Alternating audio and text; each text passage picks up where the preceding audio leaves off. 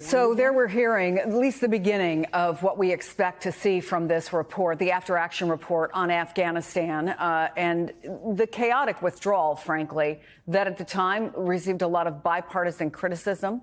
Among those who were critics were members of the military, veterans who had fought in Afghanistan. Let me bring in NBC's Mike Memoli back with us. Also joining us from the Pentagon, National Security and Global Affairs reporter Dan DeLuce. This was complicated as it was chaotic, Mike Memoli.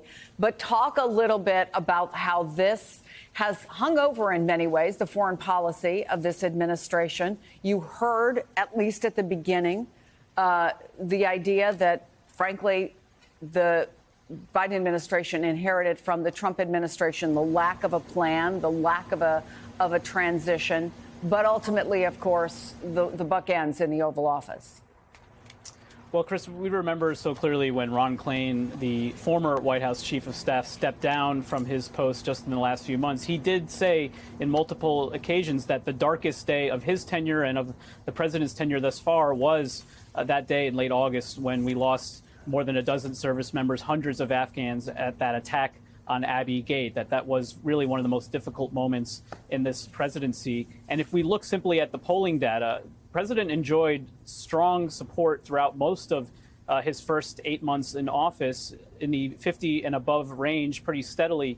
And this clumsily and chaotic withdrawal from Afghanistan did prove to be a real blow to the public confidence in what had been one of President Biden's chief arguments as a candidate, was that he was a seasoned statesman who could manage the affairs of government in a much different way than Donald Trump. And that's why, Chris, I'm so struck now. I'm holding up the 12-page unclassified version of what this review led to. And on multiple occasions in this, over the course of those 12 pages, there's a very clear exercise of finger pointing to the Trump administration for leading to some of the conditions that the Biden administration had to uphold. On page 1, President Biden's choices for how to execute a withdrawal from Afghanistan were severely constrained by the conditions created by his predecessor. It goes on from there. And so that's one very early takeaway as we begin to pour through this report.